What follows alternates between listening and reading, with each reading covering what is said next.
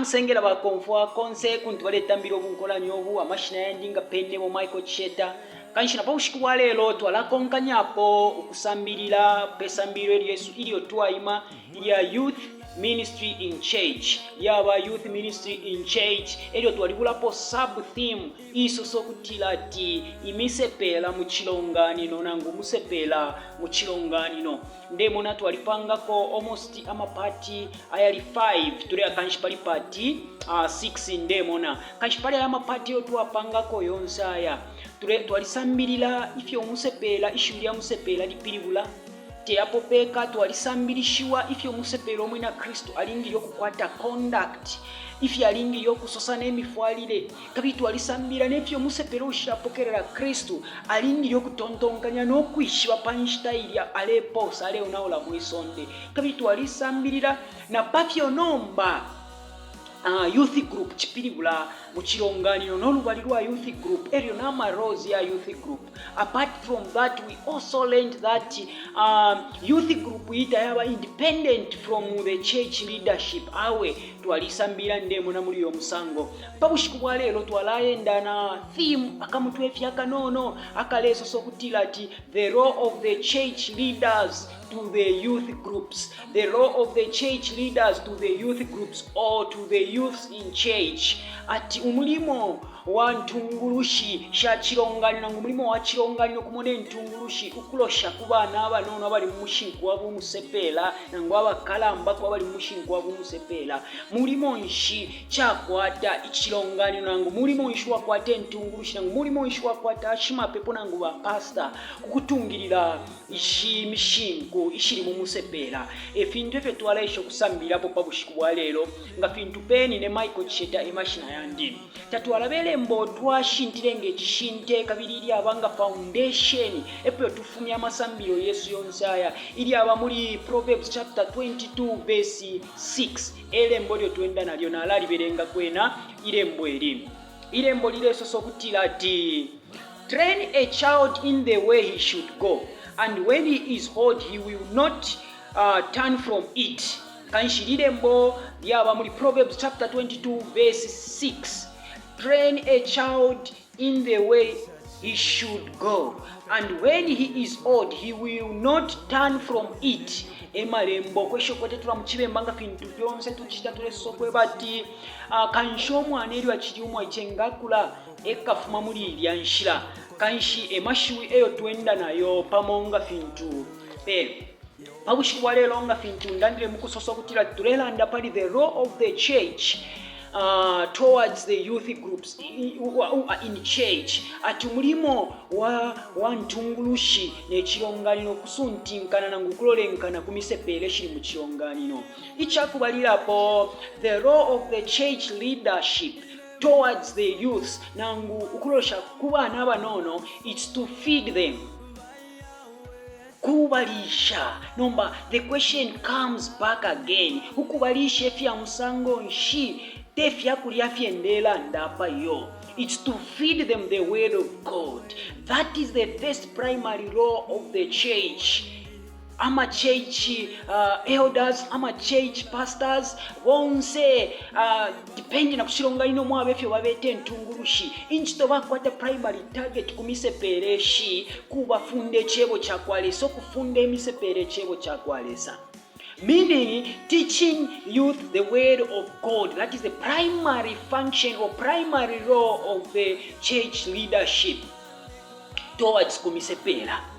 One, kubasambirishe chebo chakwalesa. They should impart chebo chakwalesa bale kulira mu chebo chakwalesa ngefyo Timo achitire kulubalirwa kwa ngefyo Paulo achitire kulubalirwa kwa Timo amusambirishe chebo na mumalembo no kumukoseresha okuti kalirira mufyo wasambirira nicho ashininkisho kufuma panisha mutima wakwati ali bombele olubalirwa kwe kuli Timo kanshi mwe bakalamba mwe ma pastors na mwonse fyama evangelist ama youth group yali pa church, see that you are imparting the word of God in them pakutinga bakula beka chita depart no kuyapepa satanism no kuyapepa ma demons no kuyapepa nganga okusovo wafya bwabo kubompye nganga why? Because kukubala mwali bachitere impart knowledge pachebo chakwalesa. So invest in them the word of God. Nga bakula mukesa chita benefit na imwe. So that is the first role of the church leaders towards kuliba youth. Then the other thing, you can also teach them the leadership quality. You can feed them the leadership quality that you want them to be. Mwabafunda kwe chebo chakwalesa elio mwabafunda na leadership skills, cause those are the future leaders of tomorrow. Na mambo kuba na leaders no bachiteni feed so that they have a good foundation when it comes to solve complex problems that may involve church issues and marital issues at home. Kubafunda ichebo chakwalesa enchito shenu ba elder, ama pastors, ama evangelists, teach the youth groups ichebo chakwalesa. Apart from that, don't feel jealous to say, if I impart the word of God, muri abanadimo they will shine ukunchira. No. God does not work like that. Then the second thing is to equip them or sharpen their callings. I know that elders and pastors, they don't give callings. It is God who gives calling to a person. And then it is a responsibility of those elderly people to start sharpening the soul of that calling that is in that youth. Ichiri muri uri Imisepela muhambo kuchichita shape, so that if he has a calling to be a shepherd, a pastor and an evangelist, he is growing accordingly to the line of that calling. Tare fichita misuse. If you misuse, those are your responsibility to sharpen their callings. Now, nowadays, sometimes we face some problems concerning which to sharpen. We feel jealous to sharpen others. Maybe they will shine more than me or more than I. Nganambo preaching, they will go on top. No. Just do your part. Pota kweto yo mutima. Akwetefyo mutima wako afu akuli Timo. And Timo shined like a morning star. Alibengeshima. Tulaberengane lero mu kipingo amabuku. If you are bombereko you Timo. Tuwalifishi wefi waendeleko na ba Paulo na nguta palondorwa sana. So tuambo kusango kwebati, let's sharpen the calling of this young generation yabaleisa. Calling ngani muri pastor yabo baba muri shepherding, let's sharpen them. Ngani muri evangelism, let's sharpen them. If they do enjoy singing, praising the Lord, let's sharpen them so that they are not out of the boundaries of God when it comes to their callings. If you're tulingiri okubomba mu Cilonganino pamongama church leaders, the heart of jealous no. Then the other thing, apart from sharpening their callings, that is the thing of number 2, number 1, that feed them the word of God. Then apart from feeding them the word of God, that including the leadership quality, so that they have mindy koseria solve complex problems either spiritual problems nangu ma physical problems fyae na ya mwisondefe yambi. Then the second thing to achisara ndo kweba sharpen their calling kuba tungirira nokuba chitako shape calling yabo. Apart from that, the other thing inchitoyo mwakwata pamonga ma pastors na ma elders na ma deacons mu Cilonganino, we should also focus on using these youths constantly, involve them, indulge them in special occasions. They learn by doing. Remember, pali umuchingu muntu nishi nakwata energy ama experiment, kushite experiment fingi sana. So what you're supposed to do is to involve them in some programs so that you can guide them easily. If you involve someone in a program, then you are providing guidance. It's very easy than providing guidance without involving that person muri program yo. So pama special occasion, learn to give them chance, guide them what to do. Ukubalange fya kuchita. That is learning by doing. So HR number 3, involve them. Bapalamikeni. Edio mubasambirishe ukubomfya mufichitwa. Not only words. Remember your qualities. If you're fundapo, bafuire bambo kusambira kumwewo obecha kubalirapo. Paulo aleba Timo no kuipera bunto kweba twali monemo napitire. If you're napakaswa emo nashipikishe. alebo mpyo mwina as a subject of the formula. Nga imwe muri bu pastor bwenu, can you use yourself as a subject of the formula? Muri bu elder bwenu kuti waibo mpya subject of the formula to inspire ama young generation. Efyolesa lefwaya. Icha number 4, guide them in their lifestyle. In their lifestyle that they are going to face ahead of them. Kuriyama issue yama marriages, yes of course. Kuriyama issue yama job employment kuntashuko. Try to engage them, you guide them to say, maintain your lane, do this, do this. Think of future. Ngawamune chintu chile isefi, do like this, do like this. Such things if you are our leaders, try to implement them. And you see that just bring them close. This is the message kuma church yonse.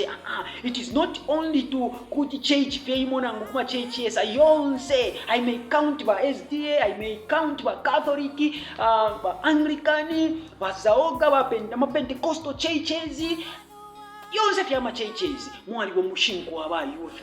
Don't forget about this, because in the near future you face some problems of generation gap. Mukesa shupiko kwate ntungulushi. Na church tayaka kwate future kuntanshi Cilonganino mulelonganapo. How are you going to feel?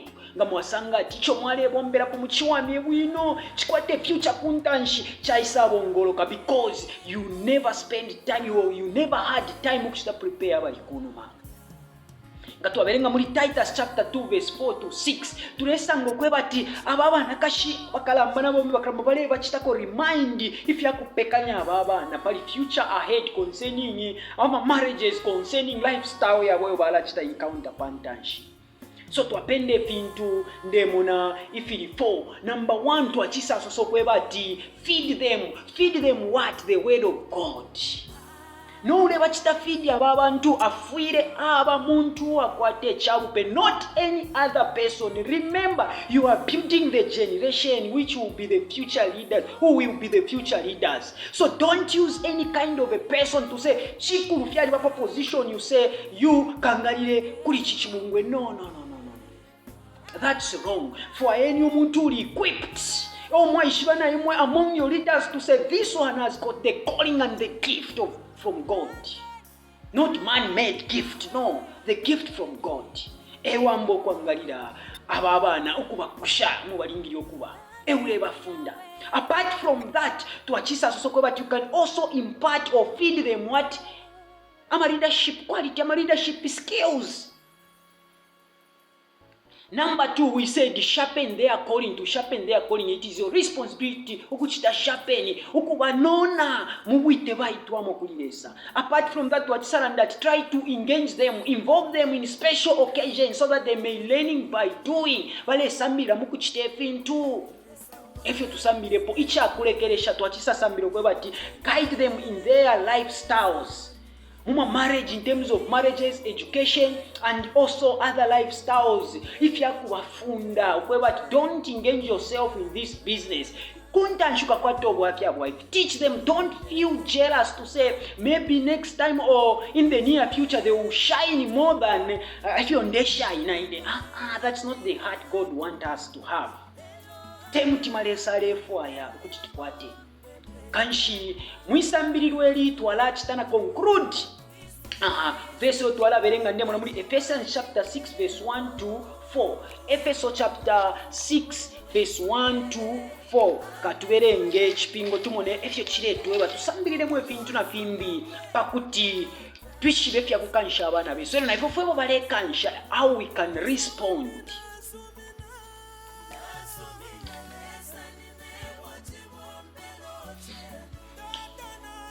Ephesians chapter 6 verse 1 kufika mu 4 pale sokutira, children obey your parents in the Lord, for this is right. Honor your father and mother, which is the first commandment, with a promise that it may go well with you and that you may enjoy long life on earth. Fathers, do not exasperate your children. Instead, bring them up in the training and instruction of the Lord. Ukwesho kwirura muchibemba pale osamashu yakwe bati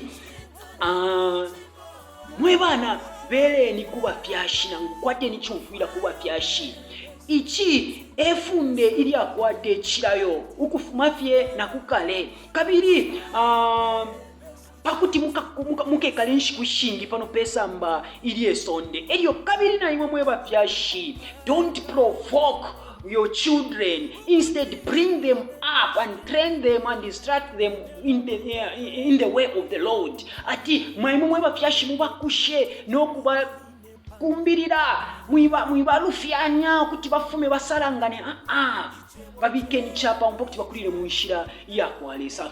So the conclusion yesu twasango kuti the responsibility of the church leadership, the whole structure kuli abana abanono kubafunda ukubachita guide fye fintu fye tupendere pifo betekwesho kufiraba elyo kuba nebo balefunda nabo they should have respect to their parents in terms of conduct. If you bale yasuka, if you bale chita react bafire bakwata that respect yabafye naturally muri bena because they are born again. Bana bakwalesa mulilesa tabombera mu chimfulu no. So if you twasanga okutirana mwebana na imwe na kireni kwateni kuna kiraba fyashi yo baleni controller when they say hiye na muluba kwateni kuna kirana mweba fyashi ishibeni musango wa controller mwaba fyashi na chibani ne muntu wenu Michael Cheta emashina yanditu alimyesambiro tulesha pali youth ministry twakula tureshe tulakofe panono no kusheta ko panono ngeshinali andi Michael Cheta na mutotela wakonfwa bonsa baletambo unkolanyo kuti natemwanga mwasalangenye video mu youth groups yale kanalekana ine muntu wenu Michael Cheta ngata mwachisa subscribe kuti mwatini kapapali ka belu palya mwachisa subscribe pakuti tule konkana tule sambisha nyanga namukwata ifi yakulanda po ifi yakulunda po muli nensambu isha kundembela fe text namusha mwishinelya kwa Yesu Kristo. Amen. Ine muntu wenu Michael Cheta lesa mupale bonse. Amen.